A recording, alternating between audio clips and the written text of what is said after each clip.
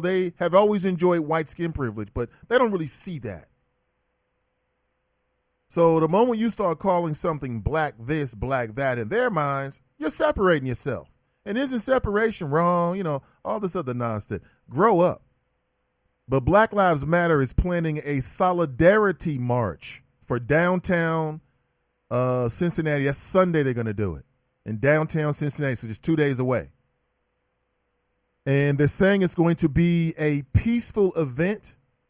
It's going to begin at 4 p.m. on Sunday at the District 1 Police Headquarters.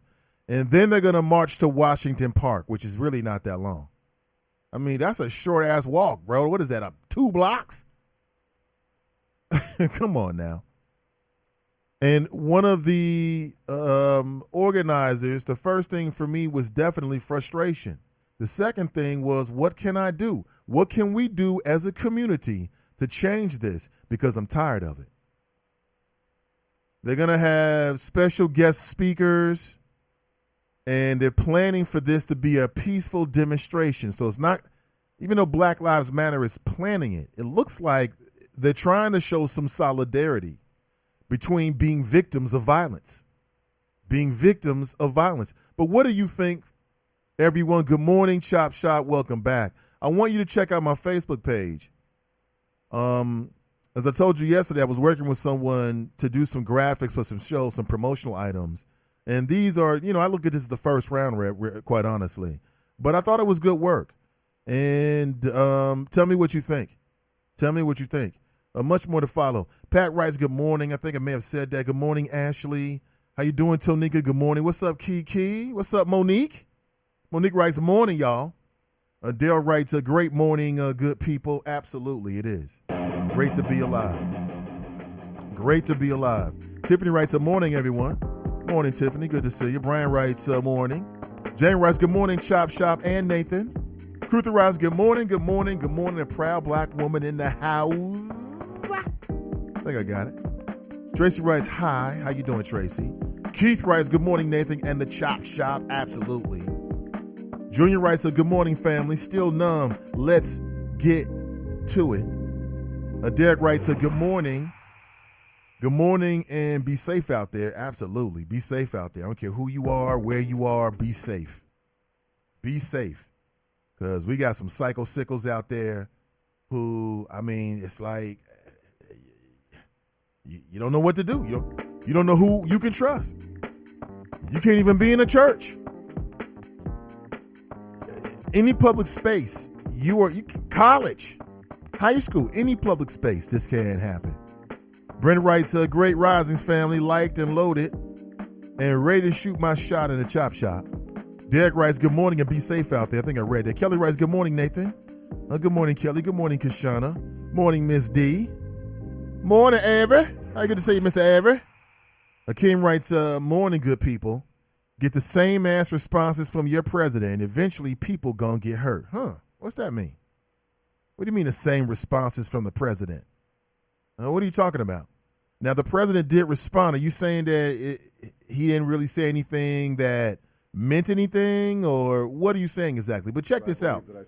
This is the president from Warsaw, Poland. Horrified over these events, and that we stand united with the people and the police department in Dallas.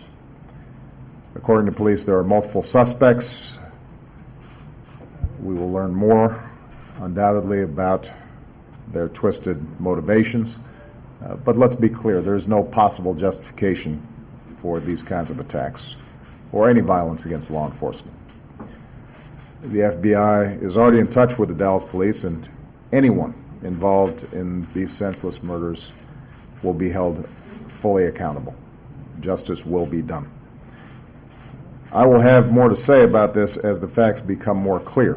For now, let me just say that even as yesterday I spoke about our need to be concerned as all Americans about racial disparities in our criminal justice system, I also said yesterday that our police have an extraordinarily difficult job, and the vast majority of them do their job in outstanding fashion.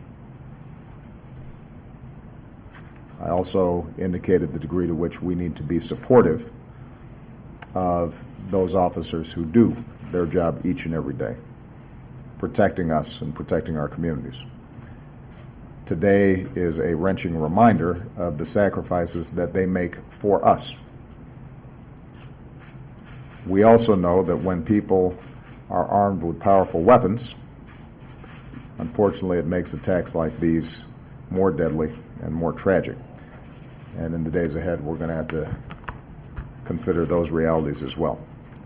In the meantime, today, our focus is on the victims and their families. They are heartbroken. The entire city of Dallas is grieving.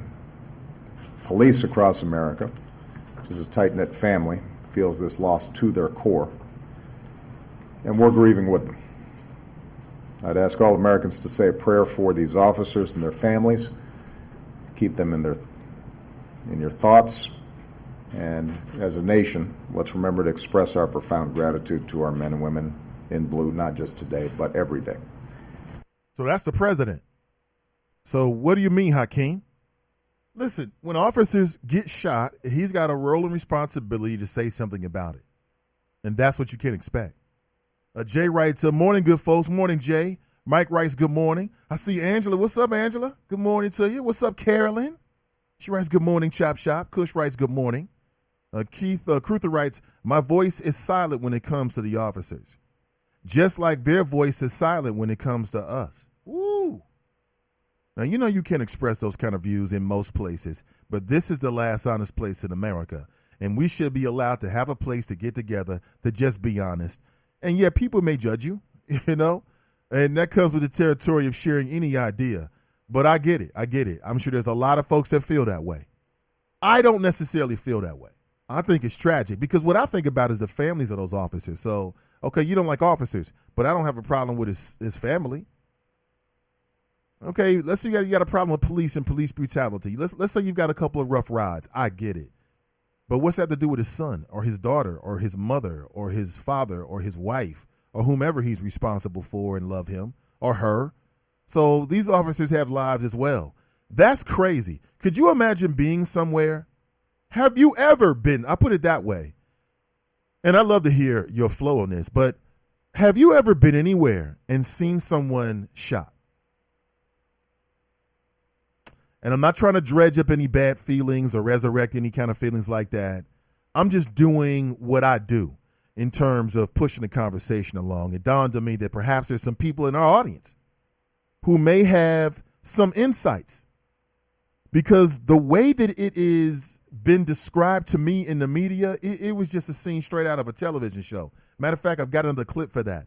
This is of a man. I don't even know the name of the particular station. I think he gives his name. His name is Courtney. He's with a couple of sisters. One sister, if you look at her, she's traumatized. The video you can find on my Facebook feed right now. But you got to check this out. And he says, listen, we're walking away, and the cops are like doing what they do. They're kind of like corralling us, whatever, kind of protecting us and making sure nothing jumps off. And then he says he just sees officers. They just start bending over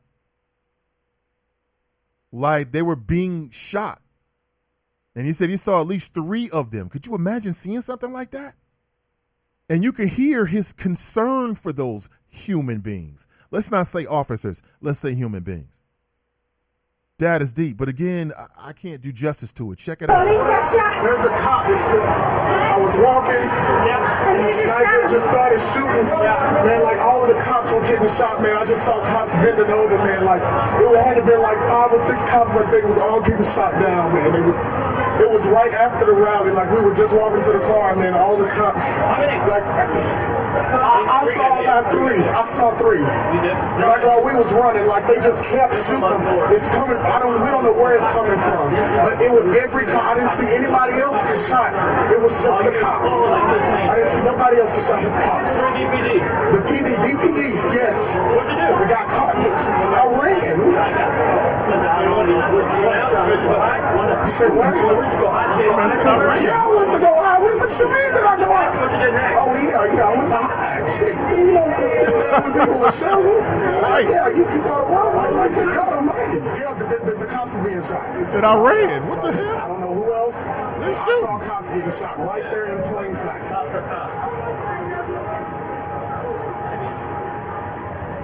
What's your name? I'm Courtney. Courtney? Yeah. What's your last name, Courtney? Washington. Washington, you Okay, from now stick around for the rest of this audio C-O-R-T-N-E-Y. because he's going to talk to another woman, a sister who's with Courtney, All right. and she's absolutely traumatized.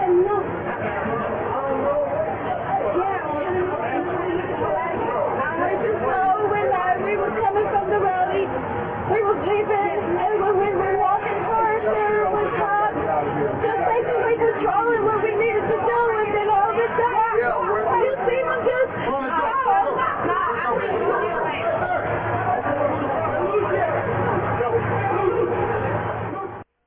That's deep, folks. That was the scene from Dallas.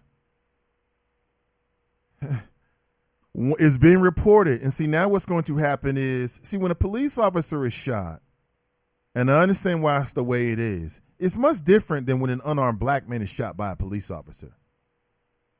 Because typically what happens with the unarmed black man is that they do a few things. Number one, if they do a toxicology report, and if there's any kind of substances in that person's system, it gets played up in the media like they were like in the middle of some drug-induced rage and they were superhuman and the officer has had to do what they had to do, right? Or they'll find something in the criminal history that has no relevance whatsoever to that situation. And that becomes the image of that unarmed black man. I've seen it over and over and over again. With police officers is different. Already the first sort of wave of the media sympathy for the fallen officers, and I understand it, is starting to trickle out. And already I'm reading about a story about one of the officers killed in the shootings in Dallas, DART, D-A-R-T, I'm not sure what the acronym stands for, Officer Brent Thompson. Apparently he just got married to a fellow transit officer just 2 weeks ago. So he's a recently married man, newly married man, and now he is dead. And so is this now going to cloud over the conversation that we're having earlier in the week about police brutality because of what we saw in Louisiana and also in Minnesota? Is there some way to mourn, respect, and then learn and grow from both of these incidences? Or are we just too naive? Are we just too petty as a nation to do that? Wanda writes, a morning, still comment on Spreaker, but I can go to email. Yay. I'm not sure what's going on with that, Wanda. Let me know. Keisha writes, good morning. Good morning, Keisha. Good morning, Wendy. Hello, Darnell. Shannon writes, good morning. I literally woke up wondering if anything happened overnight. Well, something did. Tiffany writes, this news was overshadowed by Dallas, but has anyone heard about the black man who was found hung from a tree in Atlanta? The case has been handled to the FBI. I did read about that. Tracy writes, the man who was accused should sue everybody. Yeah.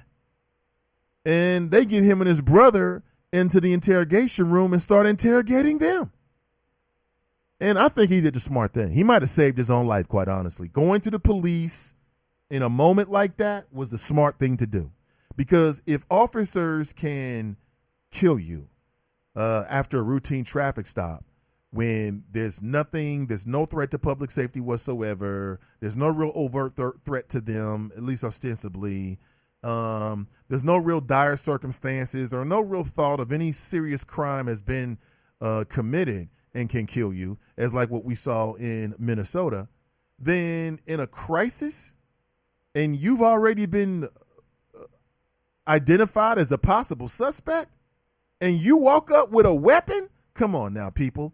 That man is lucky to be alive. He and his brother are lucky to be alive. And you can tell that his brother is very articulate, very smart. I mean that in the best manner. Very smart, with it, very, he understood the gravity of the situation. Mila writes, the police are irresponsible to show that man's photo. They could have gotten him killed. Absolutely. Good morning, Angela.